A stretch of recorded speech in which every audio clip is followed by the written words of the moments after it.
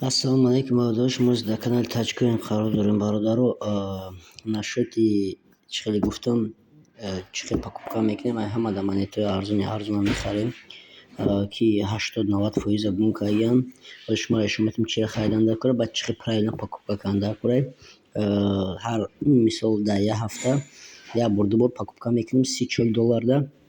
Ин $32 парфум. Боз покупка мекунем, бародаро, бинен якмашки, мисол вақте ки медурем ягон чиро хариданем, нигоҳ кунед, сум надорум, дидем. Аме барои чӣ кунем, вақте шумо сума гузаронед, обязательно наида биҷиқен, финансовый аккаунта гирен, ҷа перевода ҷиқен, обязательно сумтона аввал дар единый торговый аккаунт, ай финансовый аккаунт пара гузаронед. Дидем, бародаро, оз ма шумо нишон медиҳам. Ина долларро мезгаронам. Ина сума вақте ки гузарондам, бародаро, чиро харидан дар кораи якмушки наусна биқапен. Баъд ахири видеода ман шуморо дар бораи яда пирамида мефаҳмонам, пирамидаҳои чӣ пирамидаҳо ҳастанд. Бидроен ё ки надроен, нигоҳ кунед, бародаро, якум чӣ кор мекунем? Мо дур омадаем биткоин мехарем, бародаро. Сразу 25% ёки 50%, хубаш 50% биткоин бихарем. Мешавад 25% биткоин мехарем. Ина 25% биткоин харидем, 25% эфириум мехарем. Ина эфир, бародаро, 25% эфир мехарем. Анака остатокда нигоҳ кунем, бародаро, чӣ мехарем. Шумо метавонед ки мисол обязательно не ки полный бихарем. Ина медурем, например, кейк, PancakeSwap. Ина PancakeSwap мешавад ки количество бихарем. Дудона ёки дудонаш $5 мешавад. Мо озирашда $18 дорем. Медонем ки дудона бихарем. Формула количество, формула процент, қатъиян процент аст. Лекин мо чӣ кор мекунем? Процент намехарем, мо дита мехарем. $5. Барои чӣ ма Bybit выбор кардам? Барое ки Bybit лимит надорад. Ман метавонистам ки Binance қад бихарам, просто Binance ай $10 зиёд покупка мекунӣ. Дар Bybit фарқ надорад чанд сомда покупка мекунӣ. Ина, бародаро, чӣ хеле ки ден, ман ози дита кейк харидам. Барои чӣ кейк? Барое ки ё сжигани дорам, лимитшон кам мешавад сол ба сол. Баъд 1 инч мехарем. 1 инчаним, ина, бародаро, метавонем $3 6 бихарем. Ина 1 инч мехарем. Чия камтар совет метавонем ки Solana бихарем.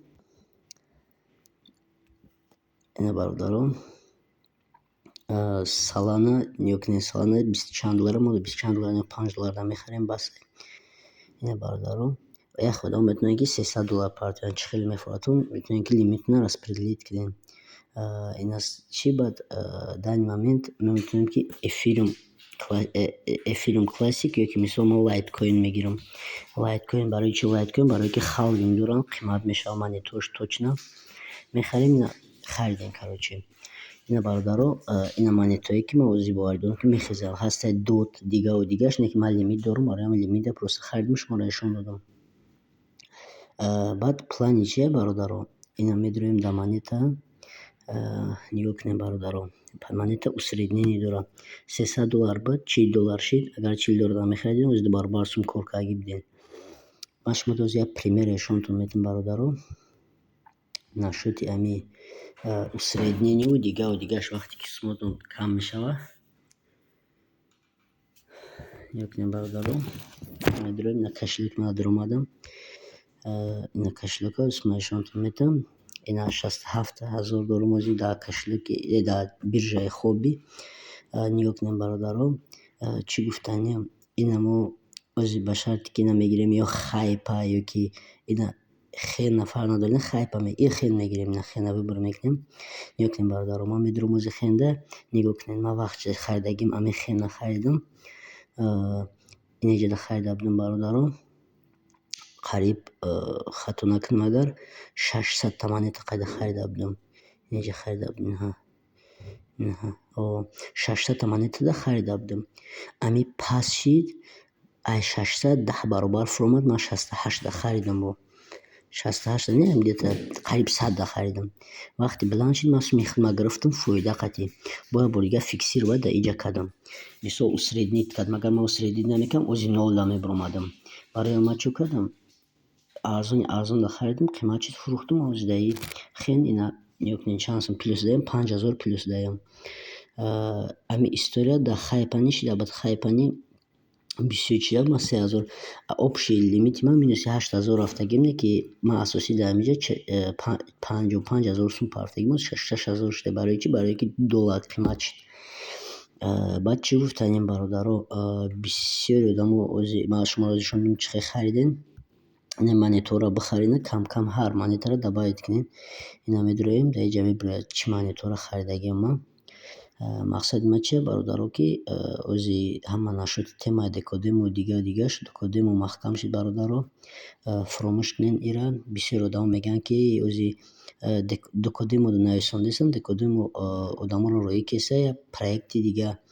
Ина проект бародаро, рости гапи проекта совет наметам, реферальни ссилка намемонам. Агар желаниятон бошад, группада бдуроем бинависем, бачаҳо доранд ҳамин проект ҳастанд. Ҳамин проект декодемуай, ҳамин проекти амоай. Одаморо бисёр гуфтанд ки мо соз кесем, истибоси чира соз накесем. Проект маҳкам шуд. Проекта бо намира бировардаям. Ман рости гап боварӣ надорам ки ида 3 моҳ места ранги ӯри, барое ки ози бисёр одамо намедонанд ки проекти амоай. Ҳамин проекти амоай.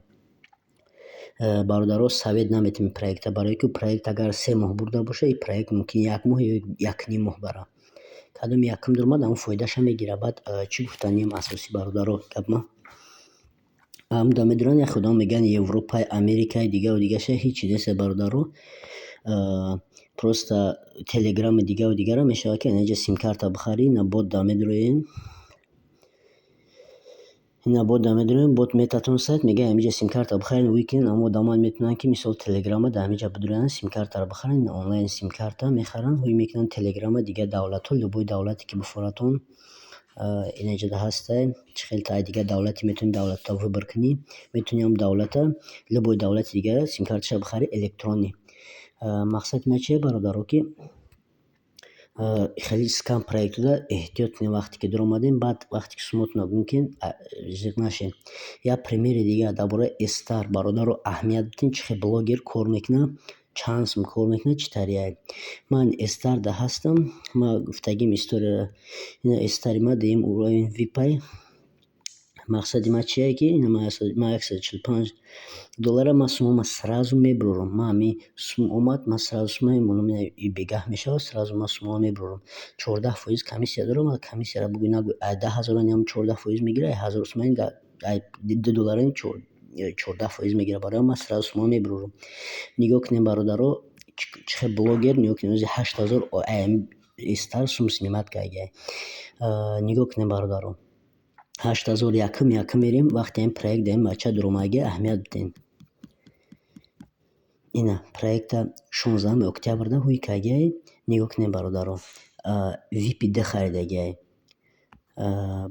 Ина VPD $100 кор кард. Нигоҳ кунед, балансш 20 мешавад, 30 мешавад, сразу сума мебурора. Нигоҳ кунед бародаро, ди сума уже буровардай. Ҳамин сум камтар мешавад, мебурора. Нигоҳ кунед, шумо ин ёд бигиред. Ина нигоҳ кунед, сумаша буровардагиай. Мерава реферални қатъи суми зуд кор мекунад. Ина VPD олиам $300 снимат кард, ки VPD чикор мекунад бародаро, аҳамият бидем. $1000 снимат кард, VPD рафт VP3 мешавад, $1400 уже VP3-ра мехара. Аҳамият бидем бародаро.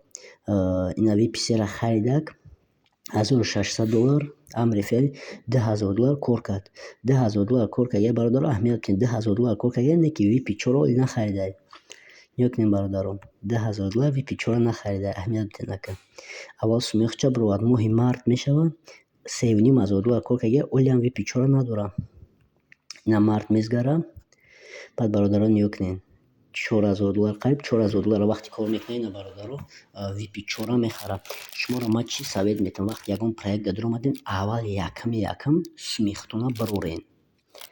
Нашоти Star хай чӣ хеле ки ман фаҳмидам, дар Star агар ба шарте ки ягон пригласительни ссилка набоша, шумо ягон регистратсия карда наметавонед. Барои ҳам Star-ра ман ссилкара мемонам.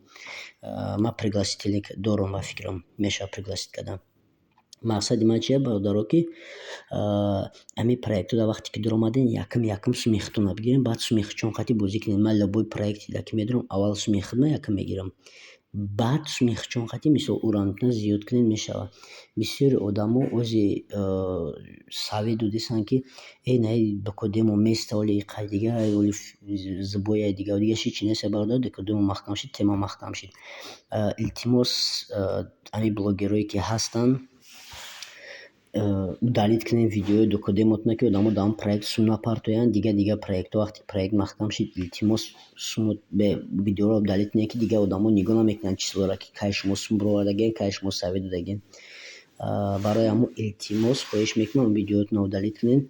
Бародаро, ман ягон критик нестам, ягон чӣ намекунам, просто ман шумо проектҳоро ҳақиқатан мегӯям, ки ягон проектда дуромадем, аввал сумтонро бигирем, баъд давомиша бирем. Як бора 10-20 ҳазорро риск накунед. Ман бисёр проектҳо дуромадагӣ, ман медонам ин чизҳоро бародаро.